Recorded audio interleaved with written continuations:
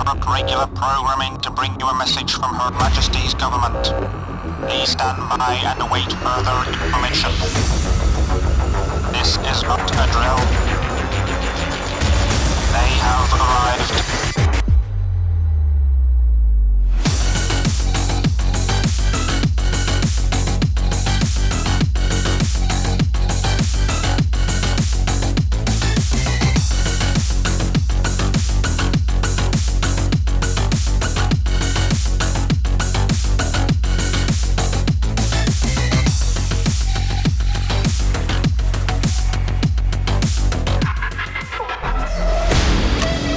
Beasley Workwear now proudly sponsors Trade Legends.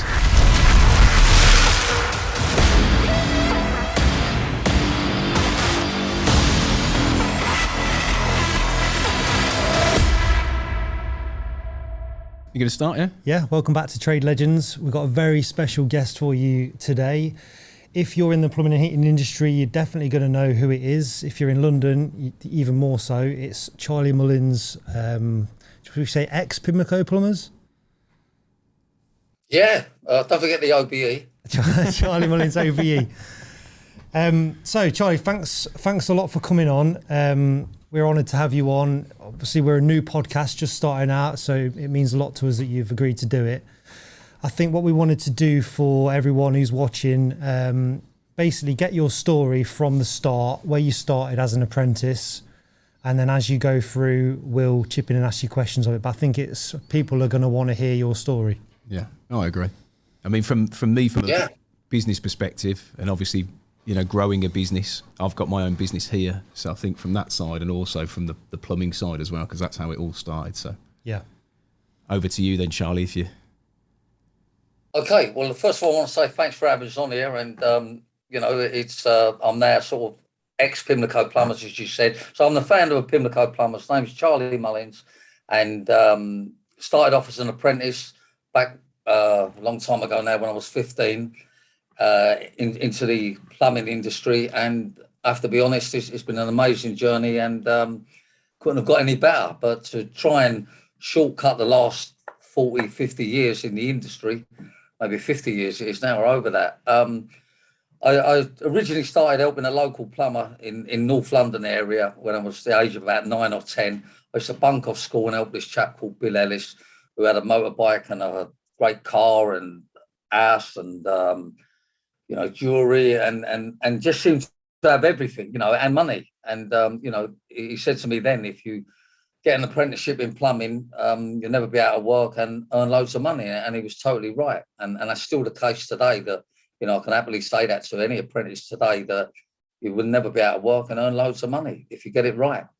So it was, a great sort of lesson. The seeds were sown then. And, whatever this chap would have been, Bill, I was going to take after him. If he'd have been a bank robber, I would have been a bank robber, and hopefully a good one. But plumbing was much better and certainly much more rewarding. And so started off at 9 and helping him and getting a couple of bob a day. And he was working for people that had lots of money in the Amsterdam and Parliament Hill area and Primrose Hill area. And, the people was just delighted with him. Everybody loved him. They was giving him tips. And he was showing me money that he was earning that, was in one day would earn more than what my own father was earning in 1 week.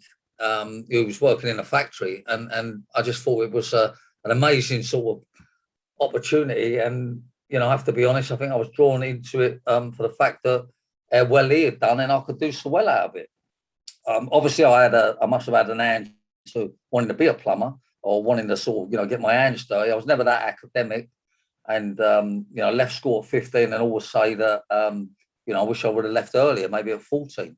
Because that was just pointless. I was always going to be a plumber, and I think I was always going to be a successful one, if I'm being honest. And the apprenticeship was just the start of it. It was, just a totally different world, and sort of, I can't say I loved every minute of the apprentice because, it's not the best position to start with, but, it was perhaps the only position. And probably I look back now and it was, a great position because you get tied in for a certain amount of time, which means you can't necessarily just leave, or they can't easily get rid of you. And that was a godsend because, I wanted to leave probably 1,000 times, and I think they wanted to get rid of me 1,000 times. What sort of time? Got through the apprenticeship.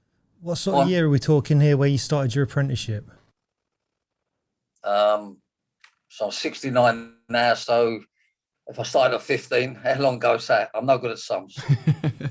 Because you do the maths in here. I'm just thinking, when I was at school, when I got to the sort of careers guidance side of, when I got to that age, I think it was about 1996, they weren't talking about apprenticeships. 1967. 1967. Sorry, I've interrupted you. 1967, because born in 52, 15 years on that, it's 1967, yeah. So, yeah, when I was coming up to the age of leaving school and I was getting the careers advice, there was nothing about getting a trade. And I remember my dad saying to me when I did start plumbing, you know, once you get a trade behind you, you'll never be short of work, which mirrors what you've said. But it's funny that 1967 and 1996, when we both sort of started our apprenticeships, that they weren't kind of talking about it and sort of giving you that option when you were leaving school. Yeah, look, you're obviously right there, and you know, looking back on it, I was just grateful to get a job and grateful to get an apprenticeship. And you know, the careers people didn't see it that way. They just said you're lucky to get in the building trade, as if it was a terrible thing. And I think, you know, it's been played down, you know, over the years, and you know, we all know now it's probably the most trendy, fashionable thing in the workplace now to be a plumber and have an apprenticeship. I mean, it's just gone from you know, a sort of just a job that, you know, you should always stay and work, to, you know, an unbelievable, brilliant position now. So things have changed a lot, and rightly as you said, they didn't really promote it at school. They weren't interested really. They really wanted to be. They're only interested in people that was top of the class and people that are academic and going to go university. So, you know, and I think things have changed a bit, but not enough to, you know, really draw people in. But of course, there's many successful tradesmen now that started off as an apprentice and got their own business and go on to, you know, stay in the industry for 50 odd years. Yeah, like it makes myself. Me think. I did my GCSEs. At that point, if they'd have told me about an apprenticeship, that was an option, rather than me stay on and do my A-levels, and then I took a year out before I was going to go to university, and that's when I took my apprenticeship on. I would have been 3 years ahead in my career if they'd have told me at 16, you can go and do this apprenticeship, you can get a trade for life. So sometimes I do think about that. What would I have been if I'd have got qualified 3 years earlier? I still don't do that now though, with schools. Like, I still find people are coming out of schools and it's still not encouraged to go into a trade though. I mean, obviously you're talking from 1967, you're talking from 1996. The same stuff's still happening now in, 2021.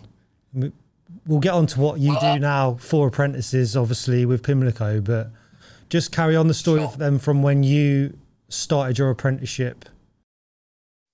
So for the moment, I started at 15 and finished it at 19, and then immediately went self-employed. And I have to keep saying it. If it weren't for the apprenticeship, Pimlico Plumbers wouldn't have been formed. I wouldn't be, talking to you today. So, it's just the best thing that's ever happened to me. And, I'd say to anybody, if you get that opportunity for an apprenticeship, grab it and make the most of it. And the more you put into it, the more you get out of it. So I finished the apprenticeship and I started being self-employed at 19. And that was great. And I was just working in sort of Kent area. I didn't really get much use into London because I don't know why, you just seem to stick the area you live in. And then, started working up in London and basically to shortcut, started working around the Pimlico area and for an estate agent called Pimlico Properties, and was doing quite regular work up there. And then, they started calling me the Pimlico plumber, you're the plumber in Pimlico kind of thing. And, and so I can't even say that, how clever I am thinking of this great name. I just added an S to it and that was it. So I was already being called the Pimlico plumber. And then, the estate agent offered me a room in the basement in the office, in his offices there. There weren't offices in the basement, there was just storage, but he offered me this sort of room to rent. And, I just couldn't work out why he's offering me. Why would a plumber want an office? It just didn't register at the time. But something about it made me think it was the right move. And, even then you have sleepless nights. I'm renting an office. I've got to get a telephone in. And I don't think I've never I don't mean it was computers, well, certainly not I was aware of anyhow. And so I take the chance and take this office on. But, I thinking back at the time, why does a plumber want an office? Because I think most plumbers just on the basis of all them years ago of just going to work and you're at the job and that's it, But obviously I had something about me that made me feel that, I need an office. And of course, that was a great move, an absolutely brilliant move, because all of a sudden you start sort of to shape up a little bit and, you sort of got a base out to work out of. And of course, being based in Pimlico, it was just ideal. And, I took on a part-time, I think you called him a secretary then, you know what I mean? Well, actually, at first I had this answer machine, so I'd pop out, do a couple of jobs, come back, check the machine, and then go again. Do you know what I mean? And it was like, I thought, oh, this is brilliant. And then, as things progressed, I started employing, I employed some old biddy, actually. She was a retired school teacher. You both want to laugh, don't you? So you can. But, she was a retired school teacher and, I think she had lost it a little bit kind of thing. I don't mean that unkindly, but I got her there and she started bringing in the work kind of thing. But again, it became too much for her. She only wanted a few hours a day. And I then progressed. I just took on somebody else that I knew and had someone in the office all the time. And in between that, I started employing people. And I realised, I didn't realise at the time, but I realised a few years later that for me, the way to go forward in business is by employing people. And, as the years went on, eventually Pimlico employed about 450 staff. We have a 50 million turnover, 250 odd vans on the road, most recognised plumbing company probably in the world, one of the most successful, certainly in the UK. And all of this, I think, progressed because of employing people. I think, if I was giving out a good bit of advice, is employ people. And in the same token, I think the hardest thing in business is employing people, but it's also the best thing. I'll agree with that. Running my own business, it's staff's a headache. But if you get good staff, they make the business. Well, I think again, the saying is your business is as good as the people that work for you, and it sounds a bit corny, but it's a fact. And as the years went on, we got better and better people, better and better engineers. The job was very sought after because I think at the last sort of couple of years, or for many years, they've been earning over $100,000 a year, and some of them now was $200,000 for the year. That's obviously putting in plenty of overtime, plenty of call outs and being, I think it was Corgi registered, but gas registered. And so it was very, very successful. And, again, I realised over the years that how to retain customers, and like we all do as a self-employed plumber, you look after that particular client and hopefully they'll come back to you, and they will come back to you, until you mess up or until you let them down. And in the end, we had a policy that, once you sort of use Pimlico, we'd hope you'd be a Pimlico customer for life. And some of the customers, even of today, I had way back when, I was self-employed or when we first started. I mean, most of them are dead, but there's still a few out there. No, but it's retaining customers is undoubtedly a way forward. And, not only did Pimlico Plumbers become recession-proof, we got through a couple of recessions. We also become COVID-proof in the end. And things were just getting better and better. So the thing you said about going back and checking your answer machine, it must have been difficult. And I remember my dad, he used to have my Auntie Karen in the office. So he'd be out working, and then obviously there was no mobile phones or no way of contacting him when he was out at a job. So then we'd have to either go to a phone box and ring in the office and check if any more work had come in, or go back. Whereas nowadays, like, my office is my van and my receptionist is my phone, really. But I'm a one-man band.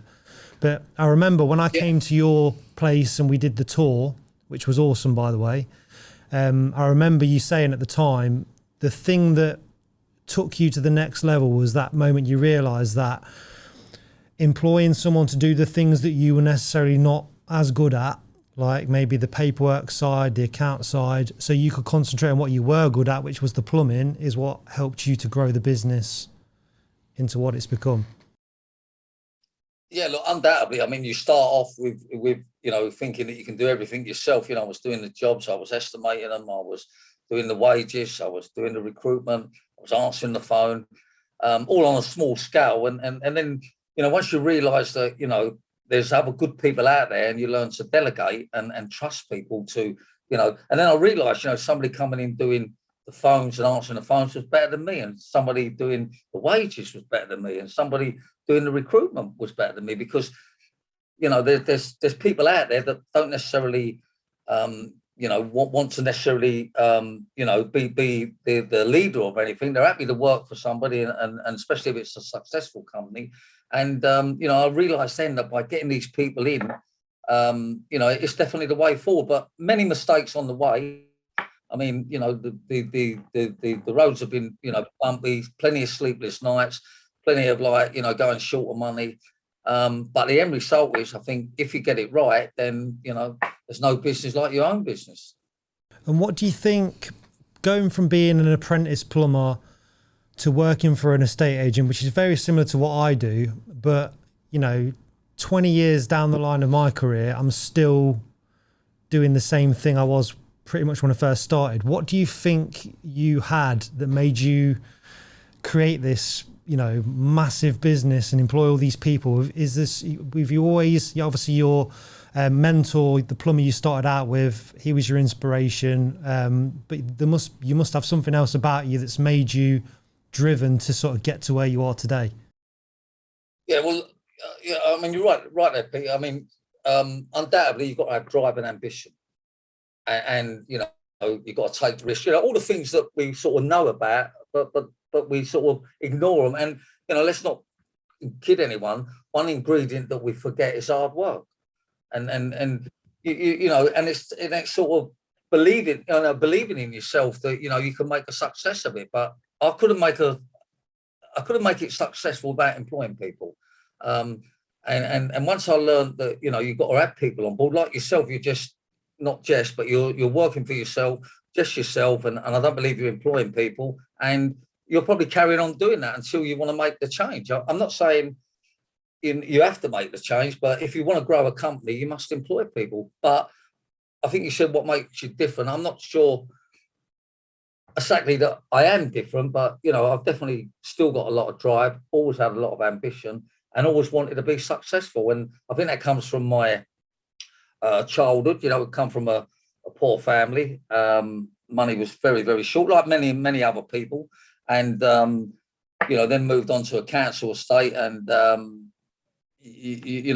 I ever wanted to do was get off that council estate, and maybe just get off the council estate was going to be good enough. And I'm not sitting here knocking council estates, but I think I should knock them all down personally. I don't feel that too much comes out of them, and I just don't think that people are given that opportunity that come from the estates to get on in life, unless they really push themselves. You've only got to say where you live or what estate you was on. I was on the Rockingham estate, and there ain't much to I'd say much then didn't come out of it any good. Most people just stayed there, and and are still there today. So I think it's important to move on and see what else is out there. And like most people, I always wanted to have my own house, my own car, and go on holidays. I just wanted all these things, and I think you have to, and there's nothing wrong with that, wanting all these things.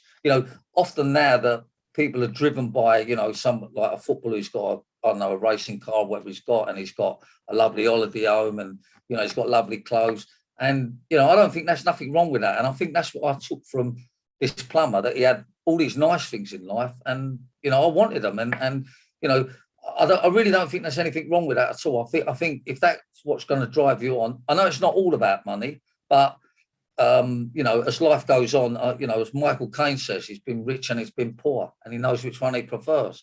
And I can say the same. I mean, the one thing for me is that I wanted to sort of speak to you about, Charlie, is as you started to grow then, so as the business got bigger and bigger, because you talk about, it's not all about the money, but the one thing that I find is the more successful you get, the more sort of hate that you get off people, and the more people that come for you.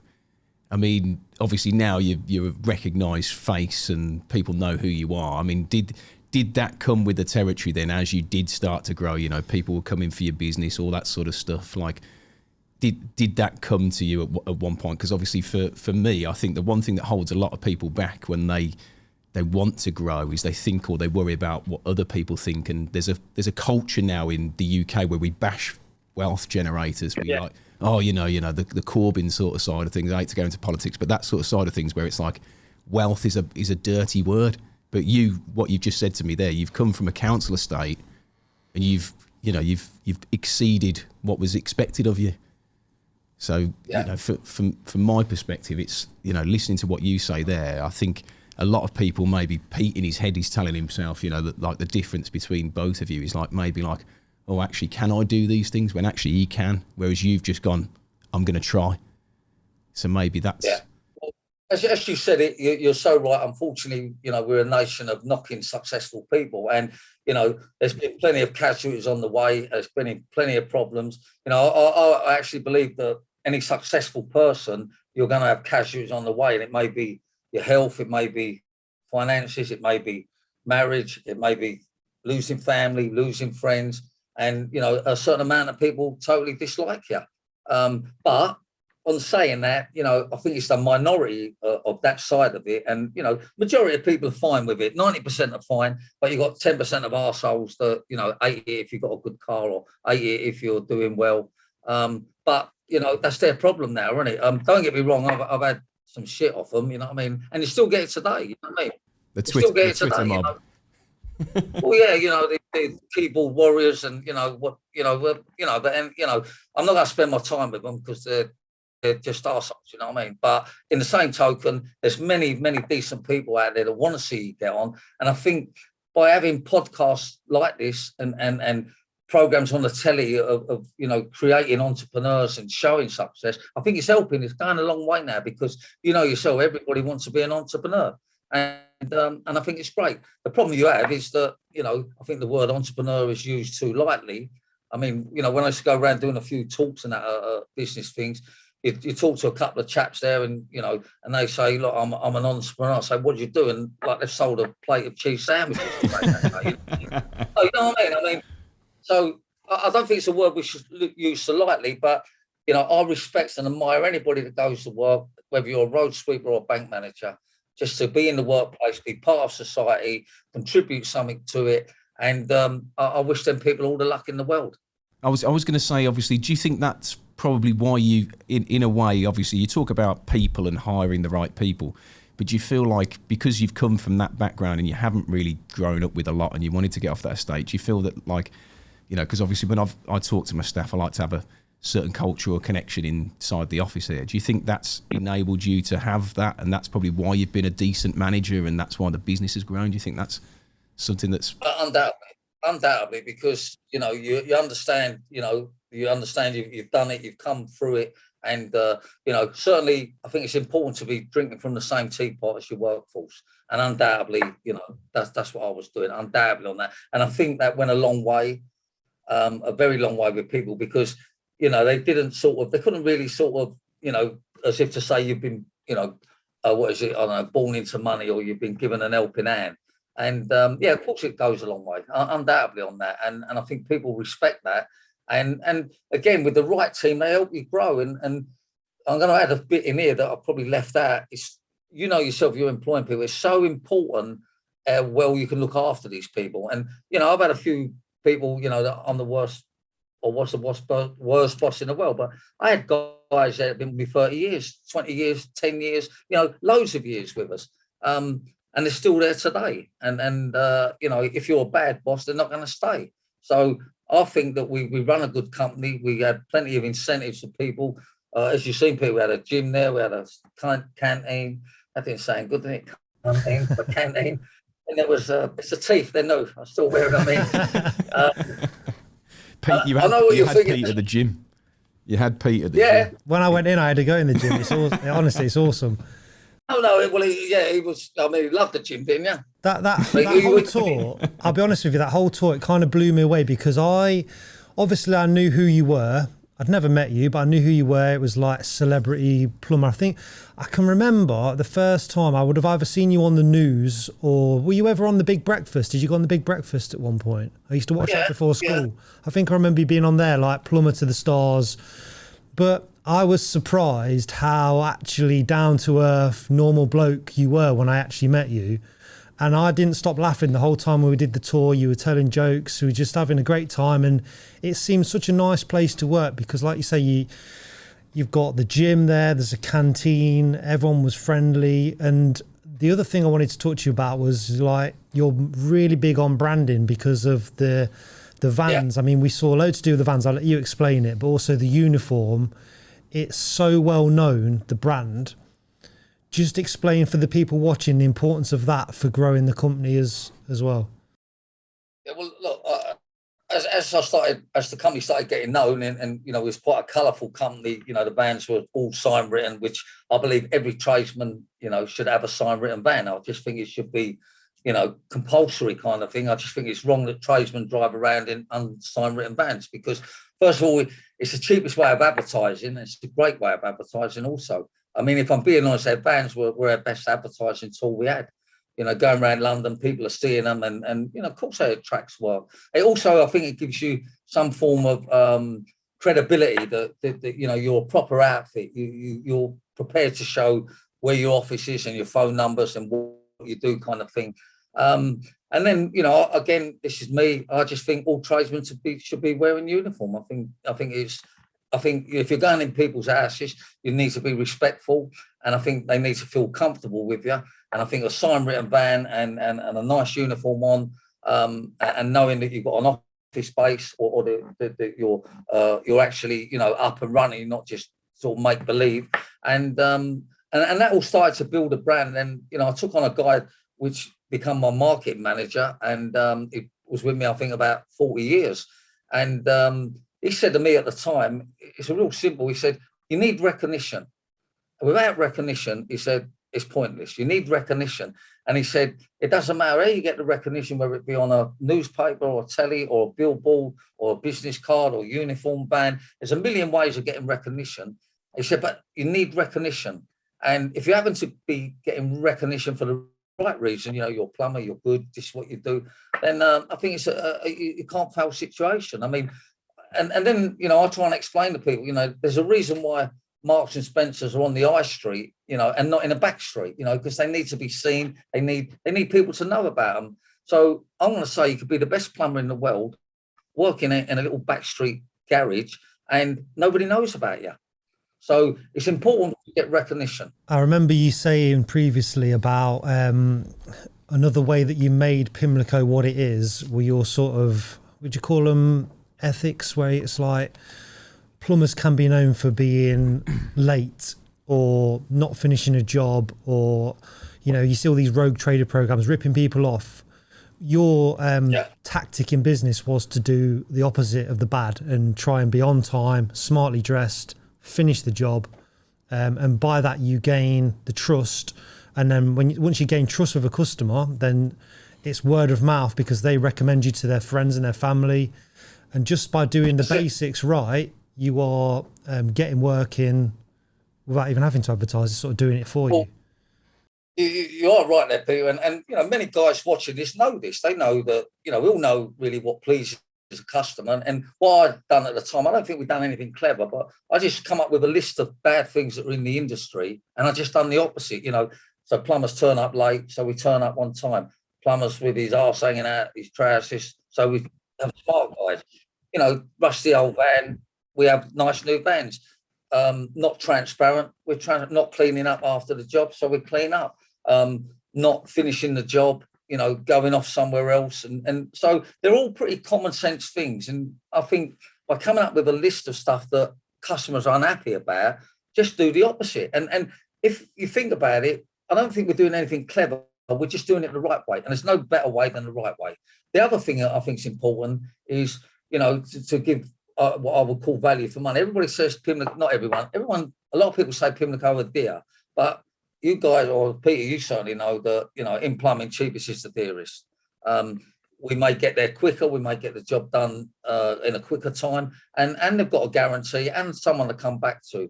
And I think all them things you've got to build into your business, and you use the one word that's important: trust. You know, it's so important that people trust you, and you're respectful to their sort of premises, and you're transparent. I mean, we was probably one of the first companies to come out with their prices on their invoice. And you know yourself, years ago, plumbers, you know, it was I don't know how much that cost. Blimey, it was one of them. And you know, we just come out and people were going to me at the beginning of it. You've got to be mad, you know, telling people how much you're going to charge for. You know, people are not stupid, and if they see it, that's what they're going to pay, and they keep eye on your times. We put our time on the timesheet, time we finish, try and keep the travelling time down to a minimum. That weren't when we didn't have that right to start with, you know, because we nearly went bust in 1990, and we changed the format. And the biggest change we made was to make all our work payment on completion, and that proved to be a winner. And again, people said, you're not going to get away with that. People ain't going to have the money. They ain't not this, not that. But you know yourself, most businesses go out of business because somebody owes them money. Yeah. So I think we changed the industry for the better, and I think many other plumbers and companies have done similar things to what we're doing and copied ideas. And I think I said to you, Peter, and the group of plumbers that came down on the day for the tour, that you'll walk in here today and you'll see something that, you know, will appeal to you, and you'll copy it. And that's what we do. We all learn off somebody. And you just said, you know, there's certain things that you see in there and you thought, wow, you know, I'll do this. And, you know, I could go on giving what I think is business tips, but it's got to be what you feel is a benefit to somebody. And that's how we learn things. We learn off others. Yeah, I think that's the big thing. What I do on social media with, we share knowledge, we share tips, how to do the job, tools for the job, things like that.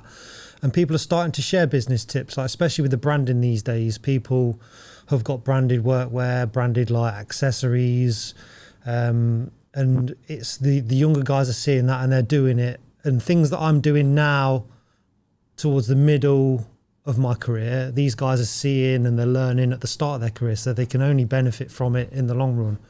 I did something very similar to what you've just said. When I came out of my apprenticeship, I was working with my dad and a guy called Kev, and eventually Kev went to work for someone else, and it was just me, and my dad was at retirement age, so I had to think of somewhere to get work from, and I went into a local estate agent's with a price list. I worked out how much I charged to, you know, common jobs like a mixer tap on a kitchen sink, repair a toilet, do a landlord gas certificate, and I just took a price list and I said, that's how much I charge. I don't charge any extra for, you know, going out on a Saturday morning if it's an emergency. And I got my foot in the door, and then they gave me over the last 10 years so much work, and that's all I did. I went in with a price list, just was honest with them. Well, I think you know, you're exactly right, and you know, I totally agree with you. And it's like, you know, I'm sure you guys are the same, and many of the listeners are the same. When we ring somebody up, the first thing we're asking, you know, how much will it cost, and when can we have it, kind of thing. And I think you need to be able to answer them questions. And you know, it's very. I mean, you know, I don't use anybody unless they give me guidelines. And you know, everybody should have an hourly rate. We can't just say, I'm going to come there and I'll fix a leak, and if I do it in 10 minutes, it's 200 quid. It's got to be, so we'll charge a minimum of 1 hour. This is our charge. And I just think it's so important to be transparent, and nobody wants to be presented with a bill that they've got no idea about. You know, you're just transparent, and I think it's the way forward. And more so today with all these computer things, you know, people check it out, you can time people, you know, people are just no longer be prepared to be, you know, ripped off. I think people want value for money, and transparency, I think, is a great way forward. So, ladies and gents, if you want to save big on some big name brands, then Trade Legends is the place to do that. Head on over to www.tradelegends.uk/discount.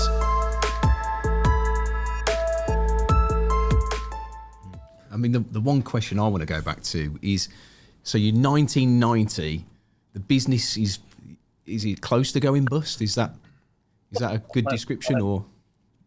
Well, I don't know. Yeah, close. I mean, went and see 2 liquidators. We owed about 300 grand. And the reason was we had every Tom, Dick and Harry owing us money. You know, so we got behind with everything. And you know what it's like with people paying at the time. And it was all going wrong. It just weren't happening. I was going to lose my house, and it just disaster. And what had happened, I just purchased a building from for our next move from Pimlico into sort of Lambeth area, and I bought it for about £250,000. Unfortunately, borrowed the money from the banks, which is the biggest mistake I ever made in my life. And they lent me in December. I completed on the property in December. In April, they wanted it back. They're basically saying there's a recession out there and it ain't worth the money. You've ripped it apart. And, the same valuer who said that it's okay for about £250,000, it was the same geezer that came down and said it's only worth 50 grand because I ripped it all apart to turn it into offices. And I'm looking at this guy and thinking, you're having a laugh, aren't you? 3 months ago, I was the best thing since sliced bread. Now I'm a complete waste of time. Anyhow, they put lots of pressure on the bank, and we worked our way through it, just got on with it. To be honest, when I see two liquidators, first liquidator said, how much do you owe? I told him. He said, how much have you got? I said, nothing. He said, well, it ain't rocket science. You need to go bust. We get you up and running again, all this nonsense. And then went to the second liquidator, and he said, look, you're going to lose your house if you go bust. You lose everything. He said, I would suggest you fight for it. And that's what I've done. And it's the best bit of advice I've ever had. I mean, I'm not normally one for second opinions, but on big decisions like that, I think it's important to get a second opinion. And, it went on for 4 or 5 terrible years before we got through the recession and come out of it. But it makes you stronger. And I think it's part of being successful. I think you've got to go down to come back up. I mean, the one thing I want to touch on there, because that to me blows my mind, because all people see now is Charlie Mullins, celebrity plumber. They don't see the struggle that you go through. So when you get like the comments online or whatever, but I mean, for me, £300,000 in debt, and then you've got people left, right and centre going, well, don't give people a breakdown of your costs and your prices. You've got all these people telling you can't do it. No. I mean, what advice would you give to people that are in a similar situation? Because we've got COVID now. Yes, some businesses are doing really well. My own business, we grew last year. What advice would you give to people that are in that scenario now then, like to sort of come through the other side? Because that's, like for me. Well, I'm going to say never give up. But you have to be realistic. But I suppose if I was realistic at the time, I would have given up. If I added things up, it looked like we couldn't get out of it. But again, we take advice off certain people. And my new accountant that I got at the time, he said, look, this is 1990. He said, you're turning over £1 million. He said, I think it's too good a business to fold it up. There's something there kind of thing. And, and whether it be £1 million or 50,000 you're turning over. He said, I honestly believe that this is a great business. And, we had a great business model. I just think that, I went about it the wrong way by allowing customers to owe us money. If I'd never done that, I didn't understand cash flow then, but I understand it, I was borrowing off the bank, and they, they're crooks in suits, aren't they? They had an overdraft with them, 80 grand, and like every week they're cutting it. And I remember one day the bank manager ringed me up and he said, I don't know, we was on about 30 grand, like overdraft, and we needed it to pay people because we didn't have the money in. And he said, I'm cutting your overdraft. And I said, okay, when you're doing it? And he said, I've just done it. And I'm thinking, well, that's it. I mean, they're crooks in suits, aren't they? Yeah. I mean, would you say then that one decision changing the way that people paid, like paying on completion, is probably the one thing then that saved the business? Would you say that is? Undoubtedly. Our service was good. And obviously, I think we had to smarten it up a bit. We wasn't as good as the longer you're in business, the better you become at it. But the one change we make of not having people owing us money, now we lost certain customers, and then we didn't give accounts out so freely no more. We weren't having people owing us lots of money. And, and I come up with a policy then that, if the Queen used us then, she would need to pay. And if she can't pay us there and then, we ain't doing the job. And that was for whatever celebrity or the normal people, it was payment on completion. And yes, that was the difference of us being where we are today. Plus, obviously, many things of, where we improved the service and become a little bit more serious with it, where I think I just didn't take it serious enough. I was paying plumbers, and they might have been shooting off early and not doing a great job, and then all of a sudden you think, I've been burnt here, I've got to get this right. So we became very, very like, the plumber's got to look right, he's got to act right, everything's got to be right about him. Don't take a chance with employing people, they've got to be right. And yourself, the better you pay people, the better the person you get working for you. And the longer it went on, you say you implemented different things to help the business succeed. Like what I remember from my time at your place was the office where you've got the sort of call center staff, the guys, all the engineers' pictures are up on the wall. There's a map, so you know where everyone is. If an emergency comes in, the guy nearest to that job, just to streamline the whole thing. Did that change? Did that make it run more smoothly? Yeah, well, we was always running that type of system, but I just don't think that, we had enough, I don't know if the right word is control over it. And I think I have to be honest, I think we employed a lot of the wrong people at the time. And, as the business goes on, you know yourself, a plumber can walk in there and you can spot he's a plumber, before he opens his mouth, kind of thing. But I think at that time, you've got to build up this sort of knowledge and experience of people and dealing with people. And and then the proof's in the pudding. You give them a little, that long time ago, we'd give them a longer trial, and we could probably have someone on for 12 months and they're still making mistakes. And then we come up with a system, if you ain't got it right in a month, you're gone. And quite often, you've got to have the teething problems come in, but you either stack up or you don't. And it ain't what a lot of people want to hear about. I mean, I had guys walking there many times for an interview, and we formed the Pimlico Bible. You've got to wear a uniform, no ponytails, no stupid haircuts. I know I should say that. You wouldn't get a job there, mate. I know I wouldn't get a job there, right? And we didn't used to have no trainers, no shorts, no vests. You had to be this. And there was one, I remember some fella came in once and he see the signs on the wall, he's waiting for an interview. And we're just sort of trying to lay out our terms and conditions for people at the time. And he said, he said, I don't want to work here. It's like the army. And I went, you're right. You don't want to work here.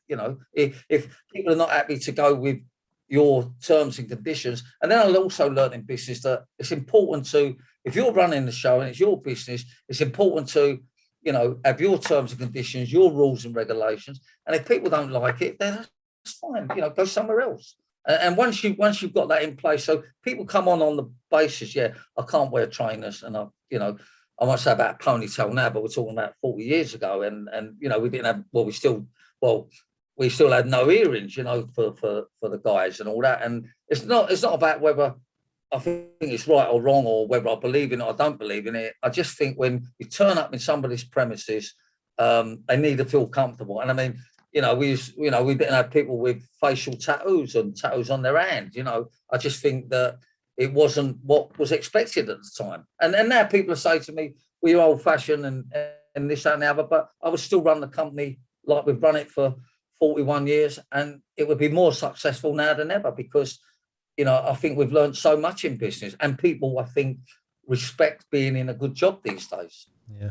I might have misremembered this, but do you have like a leaderboard for the guys that are working for you? Because imagine a big company, you can have guys that are competitive. They want to be known as, one of your best engineers.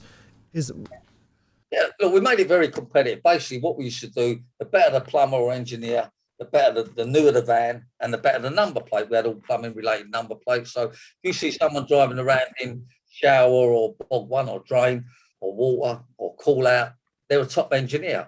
If you got someone that didn't have a number plate, he'd be towards the bottom end. And, there's plumbers that are great at doing tap washes, and other plumbers that are great at, putting bathrooms in. And you have to, I think, sort of put people in their position. And, you're not going to send like a tap washer plumber around to, kind of thing, check out a leak in a £2 million flat in Eaton Square kind of thing. So there's different levels of plumber.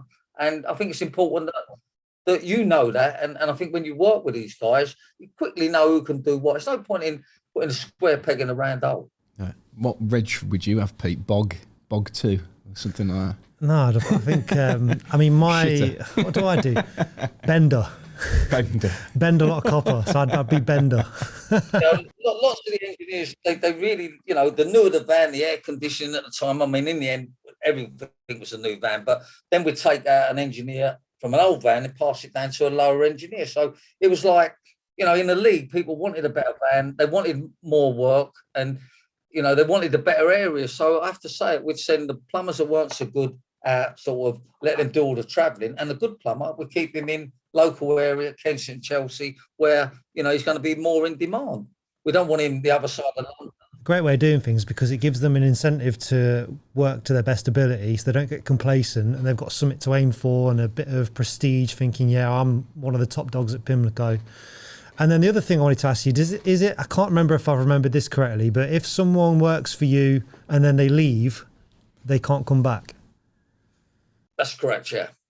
I mean, look, our policy was behind that. But you know yourself, there's a lot of tradesmen that, you know, all of a sudden they get a pound extra up the road per hour, you know, or they've been offered a job. And, you know, they use you and abuse you. So we come up with a system, you know, if you're with Pimlico and you leave, unless it was like a valid reason, personal, you know, going through a situation at home or, you know, something health-wise or something, then we would have them back. But if somebody just said, you know, I'm leaving, you know, I've got something better, I don't think they got something better, and then you should just sit back there and wait for them to call up again, and then you say, well, no, that's our policy, we don't re-employ.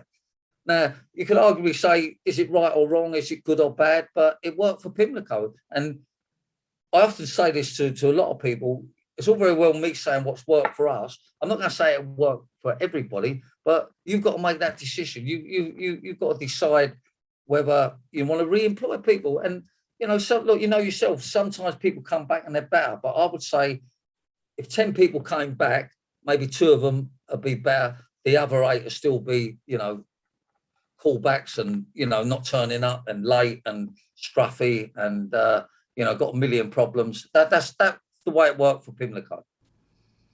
And then another thing you did was branched out of the plumbing. So when people were asking you, can you recommend a decent electrician or a decent carpenter? You probably thought, well, I can, but that's me giving away work. Why don't I employ electricians, carpenters, and then you can do the whole job, basically? Yeah, to be honest with you, it weren't the case. Go on, sorry, fella. When did that, did that come about by people asking you to recommend different trades, or was that just an idea you had one day to branch out from plumbing? Look, basically, we had a plumber at a job, and you know yourself, you need a carpenter for floorboards, you need a carpenter for the ceiling kind of thing. And it was very hard to find tradesmen, you know, at the time, you know, good tradesmen. And, you know, they're going in like, you know, in a totally different level, and they're, you know, talking what money they want and, you know, when they're going to go there. And I just found it so difficult to find good tradesmen to match what we was doing. And I thought to myself, this is crazy. You know, we're doing a great job, and all of a sudden this carpenter's turned up, and, you know what I mean, he's just not exactly what we wanted kind of thing. So I just thought to myself, this is crazy. So let's get, you know, whether you're a plumber or electrician, let's work the same standard. So that's why we started taking them on. And then, of course, once the customer knows you can do the other bits, you know, it's fair. And if she's happy with the plumbing or heating, it's fairly obvious she's going to use your electrician or your carpenter. So, you know, in the end, it didn't matter, you know, you work for Pimlico Plumbers, whether you're, you know, a heating engineer or whether you're a painter, you know, our standards were the same, and it worked. But we purely done it on the basis that at that time it was difficult to attract good people. But I think, you know, things have cleaned up a lot now. You know, I just feel that, you know, tradesmen are a lot more justified in their work. They're more proud of it today. And I think they're more respected today. And I don't remember if, Peter, you remember, but when I was an apprentice, we should turn up some of these big houses and they'd have like a sign up, you know, tradesmen round the back. You know, that's how it was then. And then now you turn up there, they're at the front door with their arms open with a cup of tea in their hand. They can't wait to see you. So it's changed. I think, you know, tradesmen have got a lot more sort of respect and a lot more value today, I think, than ever. Yeah, I think that boils down to, like, even on social media, you see tradesmen there a lot smarter. The workwear's smarter. People take the whole, I think that sort of side of things. Well, I've always thought, going back to things you said about the van, I think I've always wanted to have a nice van, because I think if yours isn't sign written, is it? It's not. He hasn't got a sign on it. My van's not sign written purely for tool theft reasons. But also I did my last van before that was sign written.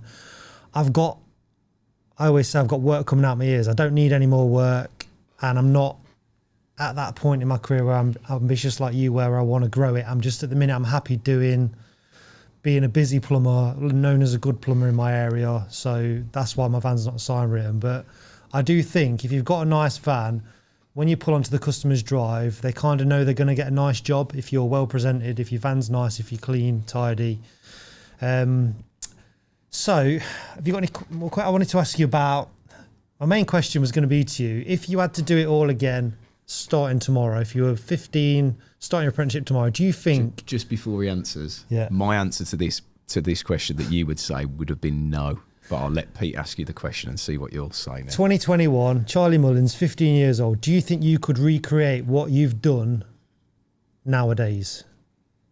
Undoubtedly, and a lot bigger. One of my people often ask this question, and they say, what would you do different? And I would have thought a lot more bigger. I didn't realise that you can succeed. I didn't realise how successful you can be as a tradesperson. And so that was in the back of my mind. I think I was ambitious, but if I knew what I knew now, I think you've got to think big in business. I used to, like all of us years ago, I myself would be in a rusty old van like that we bought from an auction, and I used to drive in and there was these business people driving in Rolls Royce and Bentley, and I used to say to myself, that'd be me one day coming to work. So I had that thought anyhow, but I never thought I would have 450 people working for me and massive 30-odd thousand headquarters and 250 vans. But I realised as time was going on, I've got to start thinking bigger. I've got to come away from the one-man, business person and start thinking, you can be big in business. And I would say, I'm not going to say it's a regret because, I'm over the moon the way it's turned out. But I think now, if I'd have thought a lot bigger then, this company I've just sold would have been, maybe twice the size and worth twice the amount of money. And I would have had twice the rewards out of it over the years. And not just me, but many people have benefited by Pimlico Plumbers, loads of apprentices. I think we've had 1,400 go through our books. And I'd like to think most have been successful. We've had many, many different family members that have come on, whether it's my family or other people's family. And, many people have had, great holidays, great living, bought houses out of a successful business. So in the end, it's just not all about you. It's about everybody else that's also with you. And I think if everybody benefits, then I think it's a success. It's the way to go. How hard a decision was it to sell? Because obviously Pimlico's as successful as it is because you care about it. Was it a really difficult decision or was it an easy decision? Yeah, very difficult. I mean, it's been my life. So you don't take that lightly. And, in the past, you've had many people wanted to buy us in the past. And I've sort of thought about it and come away from it. And same old thing, shall I, shan't I? And then, you've got to make a decision. And I think we've all got to sell by date. And, I've been there 41 years. It's been a lot. 42 years, been a lifetime. And I think it was the right time to sell. I mean, I would love it to have gone on for more family members and grandchildren, et cetera, et cetera. But if I'm being honest, I think that I'd have had to change a lot of things and work another 5 or 10 years and, put a hell of a lot in it, besides a lot of other people. And, it needed to go national. It needs to go, in other countries. I think the demand's there. And I feel that the company we've sold it to, Neighbourly, I mean, they're the biggest home service company in the world now. They're an American company. And, do a massive turnover of all their businesses. And I think they're the right company to take it forward. I think, often, people say, oh, you're holding the company back. And I just think that I was at that stage where I'm not prepared to do another 5 or 10 years and really, work that really, really give it a big go. And I think it was right to move over now. But, yeah, of course it was an hard decision. Obviously, the money helped a bit, obviously, that affects. I mean, the only reason I said no to that question that Pete originally asked you about, like, do you think you could have done it again, is I look at sort of the timing with the business that we're doing now and how, you know, last year we grew 22%. I think we're 40% this year for our business. And I just think, obviously, if I was to do it at a different time, it's all about the timing for me. Like, everything's just fallen into place at the right timing. And I just said to Pete when he asked that question that I thought you would say no, because certain things happen at a certain time in a certain era, and it all just falls together. And it feels like, you know, as you're growing, it just, like, people talk about luck, but I think that obviously the bits that you do all the time, it just, and when it all falls together, it's fantastic to, you don't realise it's happening, but it's happening. And that's why I just thought that you might say no, because obviously it's a lot different now with, you know, the internet and stuff like that. I thought maybe you might even have been twice the size because of the internet now if you'd have done what you were doing in this era. But I just feel like sometimes if I was doing what I was doing at a different time, it wouldn't work. I was going to disagree with you there. You know, like you said, we don't believe in luck in business. I mean, if I relied on luck, I wouldn't have been going out in the middle of the night doing emergencies, weekends, and, you know, getting ill over it. So I don't believe it's luck. I think it's quality of service. You know, whatever product you sell, whether you make something, whether you supply something, whether you're painting something, you know, it's all about quality of service, and people will always pay for quality. So, you know, we could be the most recognised company in the world, but if we're doing a shit job, people are not going to use you. And, you know, so it's all about, you know, quality of service. Then it's about recognition, that people know you. But I'm going to say, I think it's easier today. You're right about the internet, but, you know, I've only just learned how to turn a computer on. It's never. I mean, but obviously, you know, I know people that can do magic on them, kind of thing. But, you know, I don't feel that it's all about. Obviously, the social media is great and it brings in work, but it's still about quality of service. And if you think about it, you know, we turn up on time, we do the right job, and we're transparent. And I think that's what you need in business. So just to go, I mean, we'll probably wrap it up shortly, but just wanted to talk to you about the job plumbing. When you was on the tools, was there a favourite part of the job you liked? What was your favourite part? And then we know we all learn from mistakes. What is the biggest mistake that you ever made at work? Like, did you flood a mansion? Did you, I don't know, what's the worst thing you ever did? Can you remember? Oh, blimey. I don't know. But what's the best bit I like? Writing the invoice out. Completion. I'm kidding you up there. Look, you know yourself, you get so much satisfaction able to do whatever you've done, whether you put a toilet in or cleared a block toilet or done a leak. To think that you've gone there and done it and people are happy to pay for you.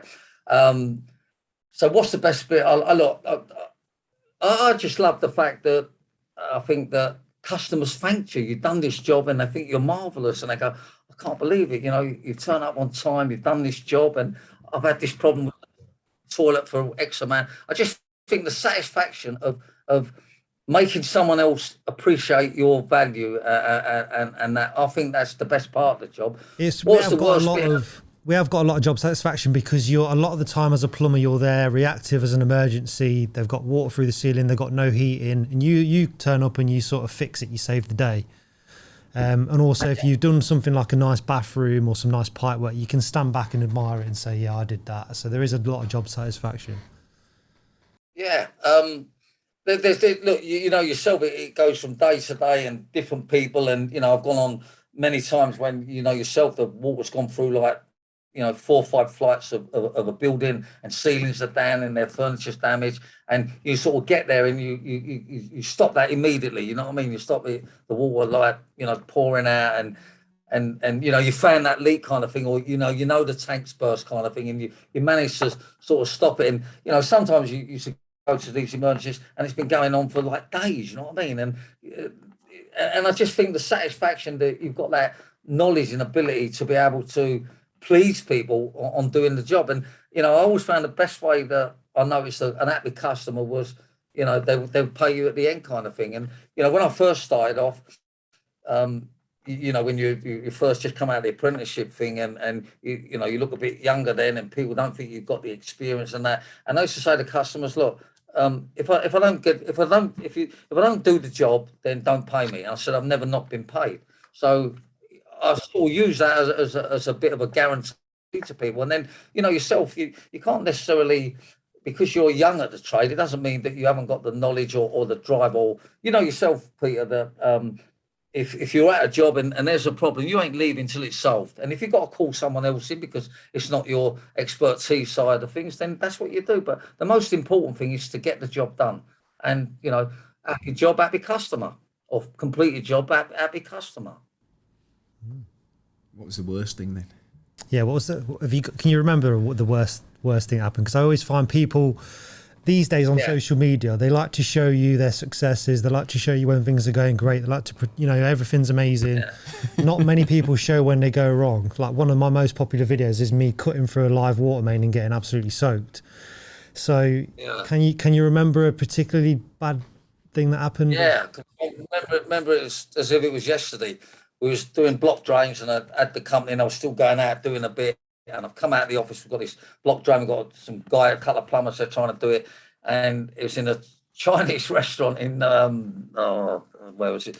I can't remember, Southwest 7 area. That's a better thing to say.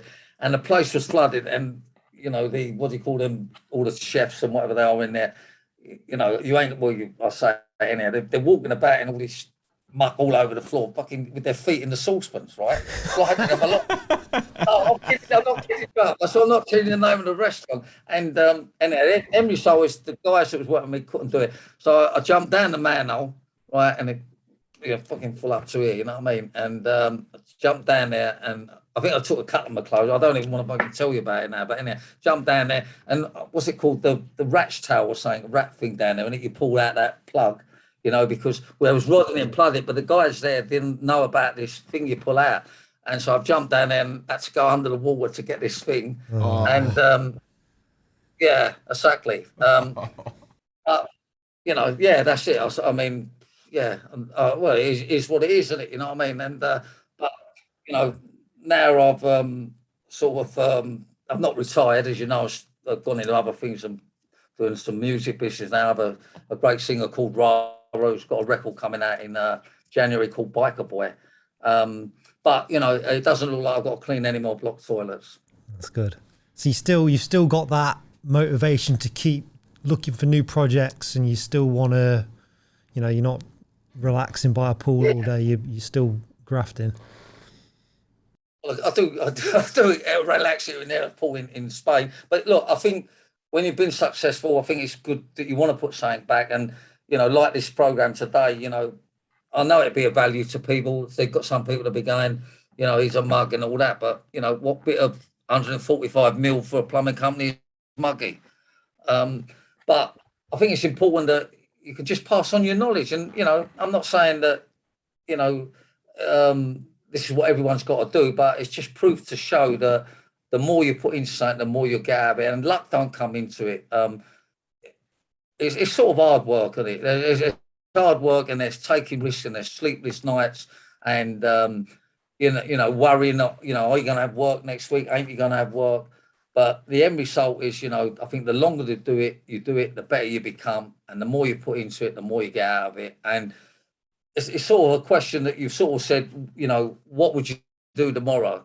Would you still become back as a plumber kind of thing? I'll come back as a much more successful plumber if I went again.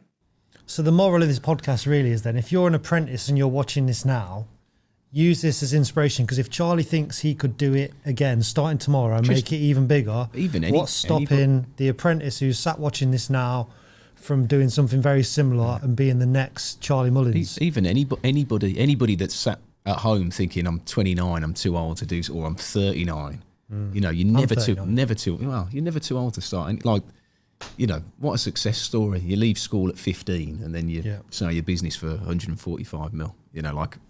Just for me, I've got to say, it's impressive. It's phenomenal.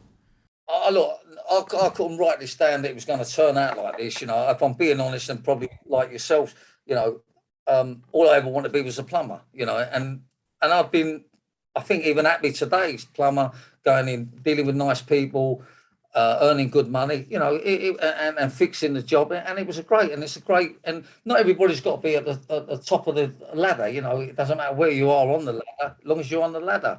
So, but you know, there's no way I planned it like this, and you know, I've had a lot of help on the way, and I don't put the success to the business down to me. You know, the company was too big for one person to make it. The success of the business is down to the people that work for you. And, you know, obviously, if you're a good leader, then, you know, that obviously helps. Yeah. I was actually going to ask as well, Charlie, would you, like, if the toilet broke now in your place, would you still get your tools out and still fix it yourself? I don't know why I'm thinking about that. The answer is no. I'd call Pimlico Plumbers. Right, Charlie, so I've got a copy of your book here, which you very kindly signed for me when I came in to see you. Now, we might have to cut this out because it might not be possible, but we normally do a giveaway on the YouTube. So someone who leaves a comment, we have a prize and we do a giveaway. Would it be possible for us to get you to sign a copy of your book for one of our viewers as a prize? Yeah, of course. I mean, I'd be delighted to do it. Look, I'm going to send you sort of half a dozen books signed. Oh, awesome. And you guys distribute them to the people that you feel are entitled to it. And, you know, this is not about money for the books, but just to let everybody know if they do want to buy the book. I thought it was a leak. You're going to have to get the pans out and put your face. I would say to anybody, if they think what I'm talking is worth, you know, listening to or working that way, then buy the book. There's a lot in there that we haven't discussed.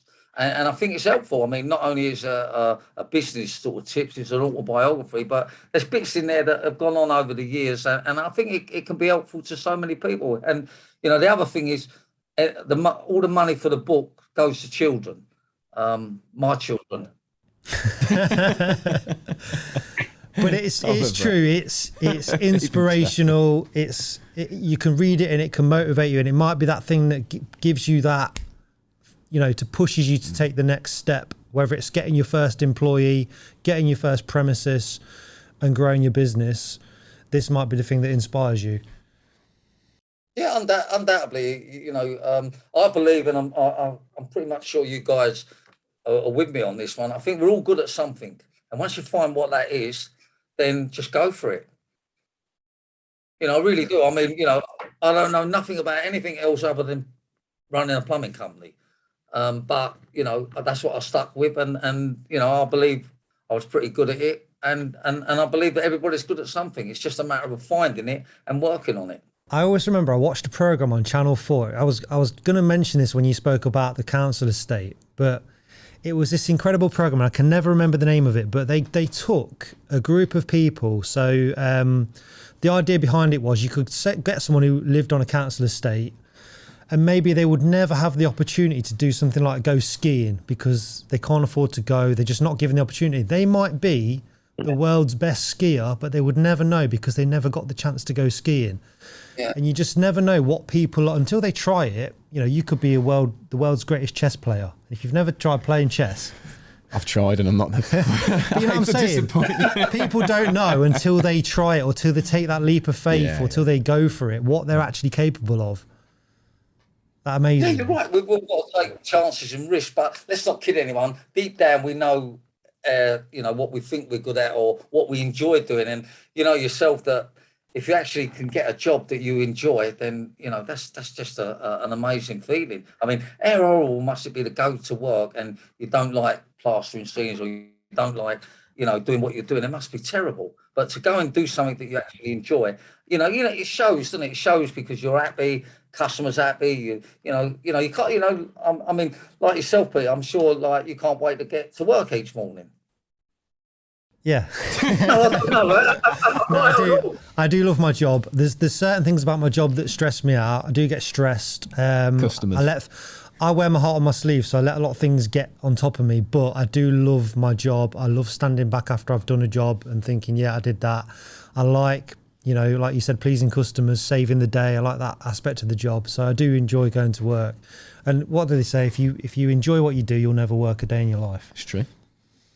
I agree with that. Well, that's it. I mean, look, I don't think we're discussing much that a lot of people are not aware of. In other words, we've all got these thoughts. I think it's just good when somebody else, verifies that, it's lovely to have a nice job that you enjoy. And there's all these things. And I think, they're all like, for me, they're just common sense like things, of how you operate in a business. And, but, I suppose the problem with common sense is it ain't that common. I knew that was coming. I knew that one was coming. It's true, though.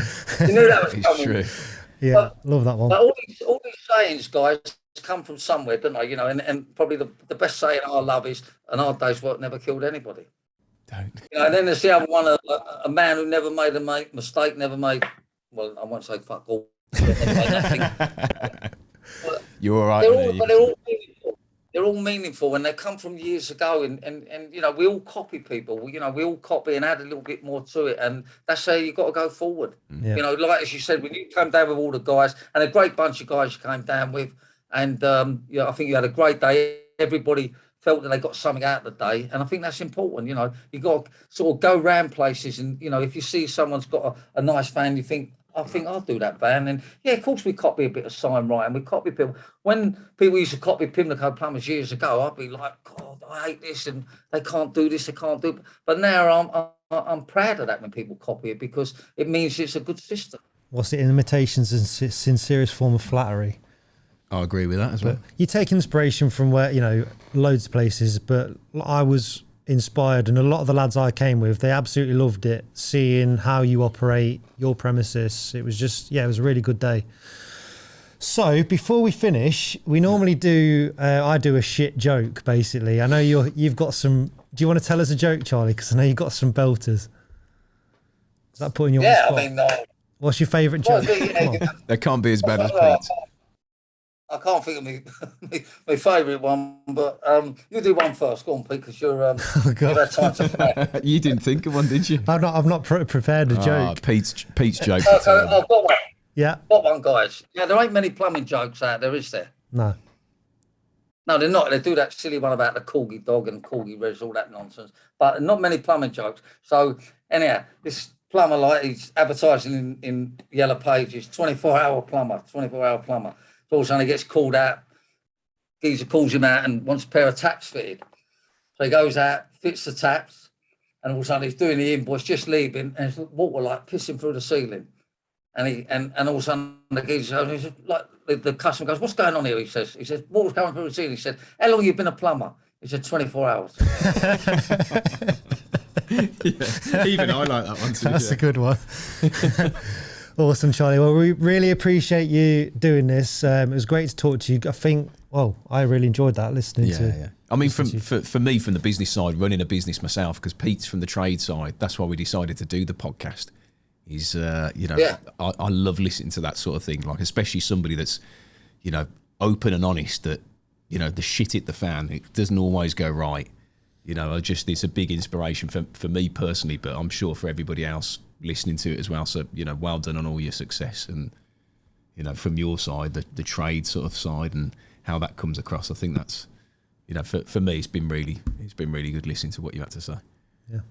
Yeah, well, look, I think it's important, to put something back into things, and, it's not all about just earning the money, and Pimlico have been very charitable with different things, and we still do different things. And I think that's important. And that creates a great workplace by putting something back, like what you guys are doing. You're helping so many people, and I'm sure this will help people. And that's what we have to do. We have to put something back into it. And I will say to people, keep doing what you're doing. You're doing a great job. Cheers, Charlie. Yeah. Thanks for taking the time. Cheers, guys. Thank you very much. Thanks, mate. Thank you. Thank you. I'll send you the invoice. And that was just for the joke. That wasn't a joke. Thanks, Charlie. Thanks, awesome. mate. Have a good evening as well. Good weekend. Thanks, mate. And you guys. Cheers. Thank you.